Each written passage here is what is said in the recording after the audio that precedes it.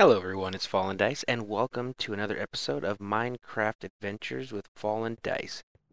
Um, Today's episode, like I said, we are going to get into Computercraft and a little thermal expansion. First off, I'm going to show you what I've been doing so far with Computercraft. So this part of my hollowing out of the cavern had up to this point been done with TNT, pickaxes, and some filler slash quarry work, all of which took a lot of setup. It was a pain in the butt and took a long time. Computercraft gives us the wonderful addition of turtles. And we'll come over here. And by the way, yes, I am definitely on my new computer now. See, running full settings with, I can see all sides of my cavern all at once because I am running at far plus 112 and recording right now at 30 frames, which I have locked in. Yeah, this computer is a beast. Inside here, when I'm not recording, I'm getting 80 to 100 frames, so I'm really enjoying this. I've also completely set up and I'm ready to go now on streaming. Did some testing with RenEvo and Acatera so they could see it, and it's really doing well. So here we go. Here is our turtles. And these are little automated machines that you can have do all kinds of things. You can program them specifically to say go forward, go backwards, go left, go right. But they also come with programs built in. And one of them is excavate. So basically you just go up to the turtle, right click them, and when you do that you'll get like a screen here. And you just type in, like I did, refuel 96. I put in 96 things of coal for him to fuel off of or run off of. And then the next part that I did, catch up, was excavate. We have excavate 40. So he's basically going to pretty much mine for us a 40 by 40 circle all the way down until he hits something that causes him to stop or he runs out of fuel. And that's why I had the number of fuel I did. I kind of have figured out how much it would take to completely do this, because if he runs out of fuel, he may get stuck down in the bottom, or he may kind of come back and wait for you to fuel him. Kind of depends how it works. And in addition, if you start him by setting him right in front of a chest, what he'll do is he'll go through, and when he's filled up his inventory, go back here and click on that again. I'll try. Come on. A little bit ahead. Tricky little guys to get when they're moving. Come on. There we go. You can see he has some items in here. And right now he doesn't because he had a mess up. If you, yeah, I should see right now. Huh? If the area he's in unloads, the chunk unloads, they'll get stuck wherever they are, and then you have to destroy them and restart them, which is why I have all these world anchors. And that's just because of the amount of area I'm doing. So if I walk too far away, I'm not going to have one turn off and stop sending stuff forward to us. So we'll come up to this one here, who probably has quite a bit of stuff in him. And let's see what we got. Yeah, you can see it tells out the items, and he's got all this in here. When he fills up completely, he will then go up to the chest. His is over there. Dump it in, and then come back and continue until he reaches the end. And once he's mined as far as he can go and stops, usually at bedrock, he'll come back to the chest and stop and wait for you to come over, and then pick him up with your pick and move him on to the next one. So you can see I've got quite a few work in these areas right now to slowly kind of dig out this part, because this is the tough part. And looks like I'm gonna have to get me some water here, because it's, you know, all the time it takes to set up to do this with a filler or a quarry. So by using these guys, it's a whole lot easier. Just a simple, you know, hit excavate 20 and it's off and going. So now that you've seen them working, let's show you how they are built and some of the stuff that we need to have before we can start building them as well. So back to our crafting area, and let's start to learn about Computercraft. Alright, so to get us started, we first have to create the basic computer. And computers can do some pretty cool stuff in this as well. Now, I'm not going to go through a full explanation exactly how everything can be done. I'll probably show a couple little things. But basically what we're planning on working with right now. In the future, when I maybe start using the computers to do some more in-depth things, then we'll kind of go over some of the more advanced type of stuff. But for now, first we'll show exactly how we create our computer. We create our computer with stone around the top and the sides, redstone in the middle, and a glass pane in the bottom. And this is going to give us our computer. Now, like I said, some of the basics for how the computer works. You click it, it's going to bring you up into your beginning screen. Now, you can use the programming language, Lua, to do your own stuff, but there are some things that are already inside. So if you type in, say, programs, it'll bring up the programs that are already currently in here. Lua here, like I said, would be the programming language. Some of the basic, like if anyone ever worked with DOS or if you work with Linux, Unix, all those different types of things, you'll understand some of the stuff. List will give you like, same thing. What we're in right now. We have available ROM. Programs, brought up the programs. Red Pulse though, this is something that can be useful. And I'll show you that here. Take some of our redstone. And also, the cool part is that anytime you can press help, and it'll give you information on the item that you're looking for help with. So if I did help red pulse, it's going to bring up some of the tips or ways you can use it. So it says it outputs a pulsing redstone signal from a specific side of the computer. So red pulse left 5 is going to send 5 1-second pulses. Red pulse right 50.1 sends 50.1 second pulses. So what we can do with this is you can set up your own timers. As timers can be a pain in the game sometimes. So if we were to say red pulse left 60 pulses, and we want do one. It's going to give us 61 second pulses.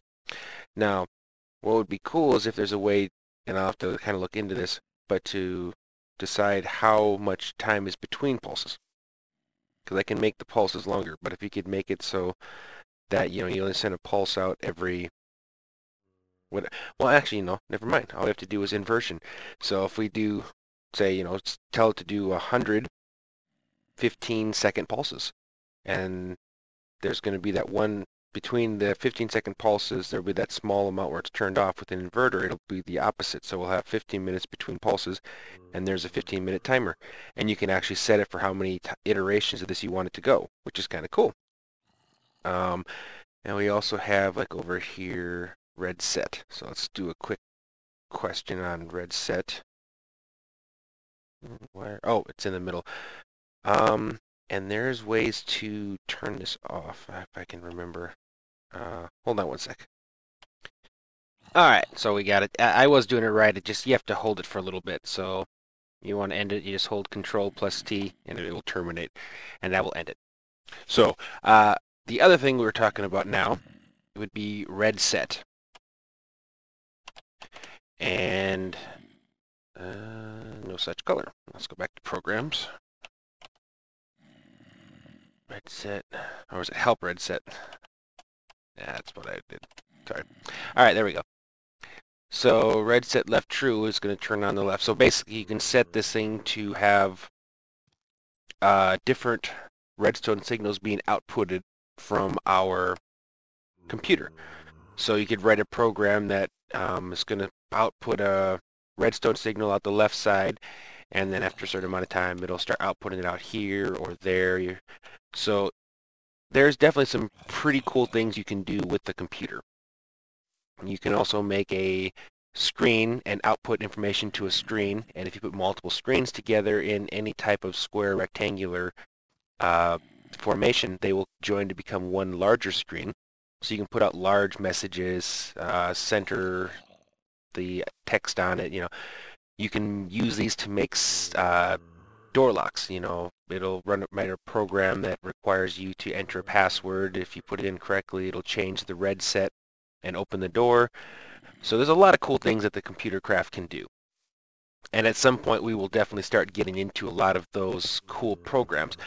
But right now, that's not what I'm interested in. You saw me, I was working in my cavern, and I was using turtles to do the mining for me. So let me show you how we create a turtle out of a computer.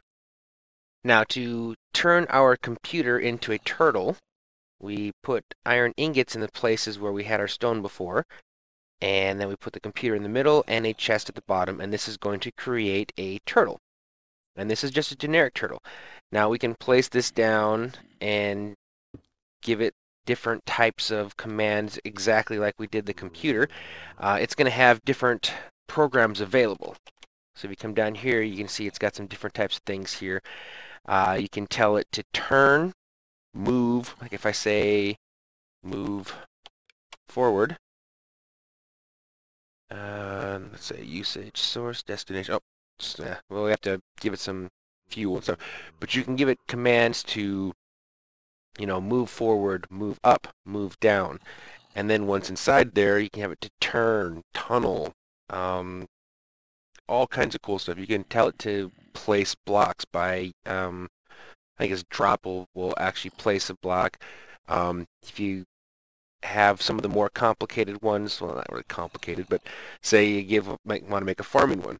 You can put a hoe in, tell it to use the item, and it will till the soil, and then have it use another item, and it will use the seed, plant it, and then you can harvest it. So you can have one single turtle that goes and indefinitely, while it has fuel, will continue to plant and harvest some type of food source, wheat, potatoes, carrots, whatever you want. Then, however, if we decide we want to do one of those, you have to upgrade your turtle. So let's show how we made our mining turtle.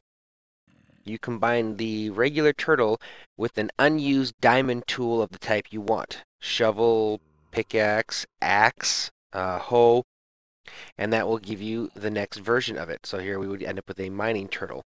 One of the things I do plan on creating in the near future is a tree farming turtle. And if you look over here, here's some of the different types of turtles we got here. So melee turtle will actually fight digging, mining, felling, farming, and different versions of it. They also can do wireless. Another cool thing too is you can put these little wireless things on there, and they will communicate. And you can actually even set up a GPS system by placing, at least 3 or more turtles with that in different areas, one up high and then other ones down low, and that will allow them to detect where they are, and then you can use coordinates to program your turtle to do different things. Drew on the server programmed one to make his nether tunnel. So I mean, it's just a lot of cool things you can do with the turtles. And like I said, the thing that I did was to complete my hollowing out of my cavern. And like I said, I think that's where we're going to get the extent of the Computercraft for this episode. I will get into it more in the future as we get some more specific projects to use it in. The next thing that I want to get into is the 3 items that we have added from ThermalCraft. And we actually have ThermalCraft installed, but RenEvo has disabled the majority of the ThermalCraft mod. We're only using the redstone storage and the conduit for the actual redstone storage block. And that was just so we had a way of taking all this nice possible power and turning it into power, and now I don't have to rebuild a power plant somewhere else. I can basically take this, fill up a redstone storage, and then take that redstone storage anywhere I want, set it down, and use it. So that is the next part of today's episode. First, we're going to create the blocks, and then we're going to do a little rewiring in here to basically take I think all of this side, because this side over here is still connected to my, that's interesting, it's still connected to my, um, my lasers and assembly tables, and I do still need those because I need a lot of chipsets and things and stuff. So we'll keep this one over there, but we'll take this one, which has been going to my quarries. We're going to reroute the power to just fill up a bunch of these storage blocks, and then I can take them over to our cavern and use them for the other project I'm currently working on. So first off, let's go ahead and construct these new thermalcraft items, and let me grab my supplies for this, and I will be right back. Alright, to start off, we need to make us some chipsets. I'm already pretty good on the diamonds. We'll come over here, and the reason we're doing that is I know we're going to need these ahead, and we're also going to need some regular redstones. So, we'll have to make both those. We're going to let this run for a while we're getting the rest of my items. Alright, so we're going to work on this now here, and the recipe is going to be different than it is for the Feed the Beast or the Technic pack, if anyone is familiar with those, and that is because obviously we don't have all the items, so we had to change what the recipe is. So to start off with, first off, we're going to need a pneumatic servo, and that is created on BurpCraft with 2 iron ingots, 2 glass blocks, and redstone in the middle will give us our pneumatic servo. Next, we need a machine frame, and that is going to be built, again, here on the Burpmod using iron ingots in the corners, glass in between them, and a gold ingot in the center. And that will give us our machine frame. We then add our pneumatic servo, our machine frame, 4 golden chipsets, 1 diamond chipset, and 2 redstone chipsets, and that's going to give us our redstone energy cell. And currently, like we see here, it is now empty. So now it's time to charge it. And I am going to cross my fingers and hope that this works, because it would definitely make things simpler for me. But I think if I place it right here, like this, and then turn things on, I should be able to charge it from here. Now we need to take our output to 0 because I don't want to be putting output out this side. Looks like we're maxed on input. So hopefully if I turn this bank of engines on, and you know what? If I break you, I might actually be able to use both these, if this works. Use both these banks of engines like this. And the reason why these are having gaps in is because of the current Buildcraft issues, not bugs, because they did it intentionally, but if there's no place for the power to go, it explodes the piping. So currently, I should now be able to turn both these on. This one will send the power here, and same with them going there. So hopefully I should be able to power it from both banks of engines, and then we'll see how fast this fills up, if it fills up. If not, then we'll go to the next part where we create the conduit and try that. So I should be able to turn you 2 on. And then we'll head over and see what happens over here. And like I said, hopefully it's nice and simple and it starts to charge it. And it's not. Okay. And we're about to go boom. Can already see that. Alright, so that didn't work. So let me go turn these engines off, hopefully before they explode. And then we're going to have to set up conduit. But that's alright. That would have been easy and awesome if it had worked that way, but it didn't. Now, this one didn't seem to go anywhere. And again, it doesn't show it took anything in, so... Alright. Well, let me take this apart. Do I have to shift? Or do I... I know that there's a way to break this with a wrench that'll allow it to keep the power in later on, which is the important part of this. I don't think whacking that left clicking it's it's what I'm supposed to do. So hold on, let me figure this part here out, and then I'm going to have to make an adjustment on the output of our power here. So I will be right back. Alright, so we're ready to try again. So I've taken and set up a combustion engine, put in a little lava for power. I set down a wooden pipe here, and can't switch it around, so already not sure about this. Yeah, let's drop this down to 0. Control status enabled.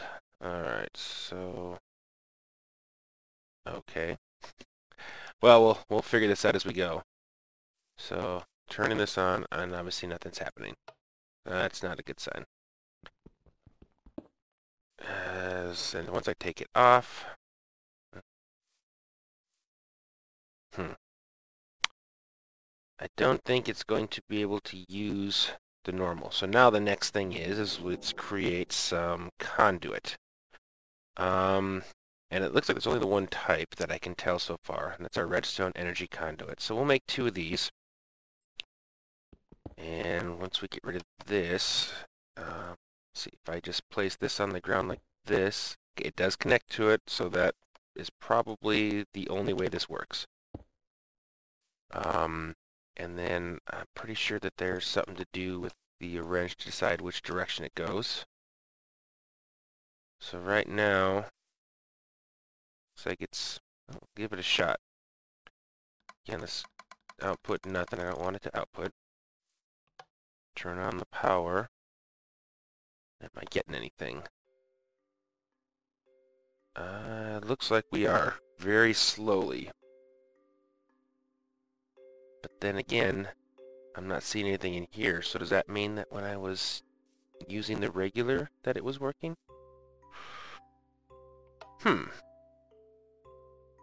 so do a power there. Now I'm curious, because maybe the other way will still work. And the reason why I'd be excited about that is obviously that means that I can use my current setup to do it. So we'll turn you back on again. We have to wait for you to cool off first.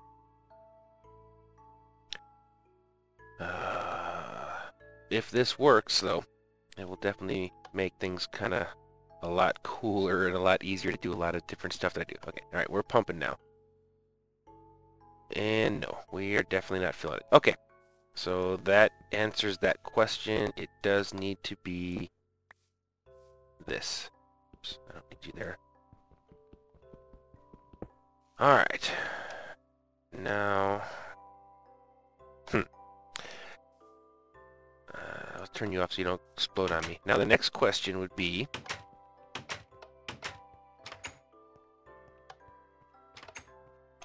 Can we connect a bank of engines to one of these?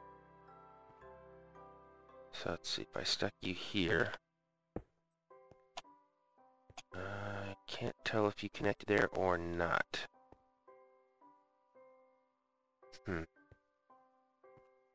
Now, here's another thing though. Let's see. And the power to all these engines comes from here, which is why I'm trying to find a way to do this now. If actually... Oh, here we go. There's a possibility. Alright. We're not gonna use you like that now. What we'll do is we'll stick you there and you here. And this is just to see, I don't know, I don't think they can connect here. But out of curiosity, if they could. And I don't think I can place... Again, I'm experimenting with this as I go. Yeah, I can't put pipe wire on there. So, I can still power you and you from here and here. All I gotta do is add this. Okay, so now I can power both these engines as long as I still have that there.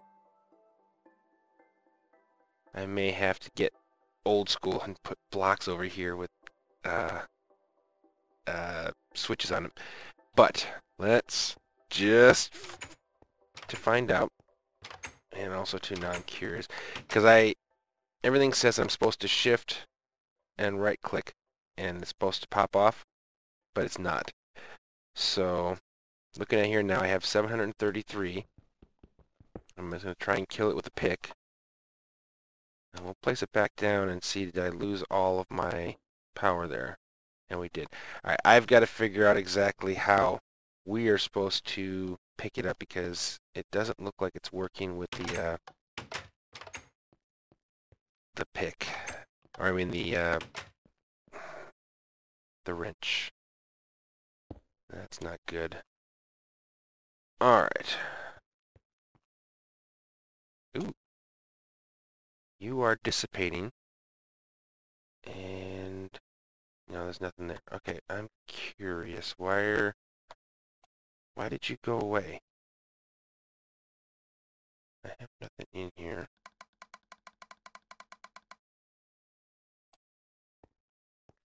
That's interesting, though. For some reason, the stored MJ went away. Alright, so let's head over here. Just out of curiosity. Flip you back on again, just to make sure.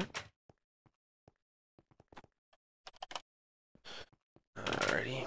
And yep, it's about to explode. Never mind. Not good. Not good. Not good. Whoa. Turn you guys off too. Turn off.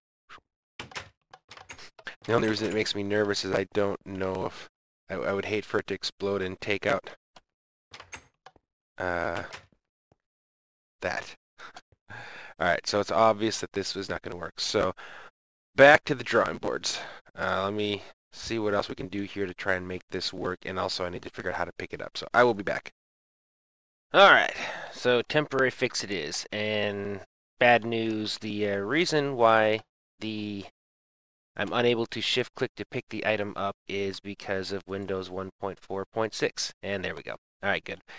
And that is just with the adding of the shift click to be able to place things on top of stuff. It has made it so all the different mods and whatnot that are using that now can't. So yeah, okay. So this will work. I can manually do it here with, and when I'm all done, I'll just have to go back and I'll add in my fail safes and whatnot. But for now, I can stand here and babysit. I can't, unfortunately, move this, so it's not going to do me any good for the moment. But we can charge these. I'm still not sure why I can't see the charge on here, because it's not that small. It's already at like a 12. Oh, there he goes. Okay. So anyway, there is that. I can stick one there. I can make another one and put it over here. So basically, I can make a couple of them and have them standing by. It looks like RenEvo is going to be making us a temporary fix to use until the mod makers find a fix of their own for this problem. So, but yes, there we go. Redstone energy cell will be useful shortly, but not quite yet. So, I'm going to stick around here, wait for this to finish filling up. Once it's done and I can safely leave, then I'll turn all these off. And then we're going to head over to the cavern, because I am ready to show the progress we've made, which is actually kind of substantial. So we are so close to actually getting to work on our base. That is always where I plan on my main base being, and we're almost ready to start working on it. So, yeah, I'm going to stick around here, and I will see you guys in a few. Alright, so now we are back over here at the cavern. I'm going to give it a sec to let all of the chunks here load. It does take a bit, but as we look down, see, things are a bit different. And we'll let them load while we do stuff. So we'll head back down first. So as you can see underneath, I have 2 layers now. You see, this is like 3 layers from the beginning of bedrock. And then I'm going to have to move this here. But then I have 3 layers of dirt. And the reason I went with 3 layers of dirt was because I don't want to use torches everywhere. Right now you can see I do have torches everywhere because this is one layer of dirt, and here I have no torches. But we are lit. And that is because of our vertical half slabs. So you can see right here we're centered. So if I come over here and dig this up, there we go. We have a torch underneath. So I then take my half slab, and if I face it this direction, I found this out, just takes one click to make it level. And then the grass grows on top, and we have a nice clean surface to work from. Other than you can see here where the rivers are, and we change biomes, river to other thing, but that's fine. So the way I've been doing all this is with fillers. And I did this main part here with fillers as well. I kind of lined the outside up, and then I was hoping to be able to use the new energy storage cell to make this easier. So right now you can see I got the filler here is all set up, ready to go. And the area where it's going to be filling is mapped out. So what I end up doing is, while this is going, I go 2 layers. So it's going to go through, but I'll go to the end because it does the one layer first, and I'll place like 2 blocks of dirt here, then the half slab facing this direction, and I just go all the way through, and then when I'm done, one click of the wrench, and these are all ready to go, and then the filler will just fill in everything around it. So it's not too bad, not too awfully time consuming, but that gets us to this point. And this is basically how our cavern is going to be looking from this level. And then once I get this all done, our next step is going to be to map out the outside wall of our city. And then from there we can go through and actually start outlining each of the specific buildings, the roads, different stuff of that type of thing, and then start building them. And I'm going to initially build the temple first, just because the temple is going to house my portal at the top, and it's going to be kind of where everything's centered off from. And the reason why I've built it like this, why I have this whole separate area underneath, is because this is where we're going to run all of our power and piping and sorting, and everything is going to be run underground here. So when we're up top, we won't see anything. It's just going to be buildings and roads. Nothing connecting them except for underneath, and it'll come up from the basements of each one of these buildings. And we have ample room to run our powers and whatnot. And I may decide to, like, set up solar panels up top and then run them with glass fiber down the sides, back underneath. That way, the only place that we're ever going to be open to the elements, so to say, is going to be where we have our beacons. So, let's go over here and grab some utensils, some items that we're going to need. Do I not have any coal? I may have to get coal. So, let me grab my resources, get everything situated, and then I will be right back. Alright, so we're ready to go here, and something else I'm excited about, and that is the fact that Forge has finally fixed the issue that was causing us to have to turn off our spawn protection. And by spawn protection, I mean we had it set up that slimes could only spawn on specific block types, and that was, I believe, stone was like the only thing they could spawn on. There might have been one other one, but it allowed it so that we could basically turn off slimes in areas we didn't want them on.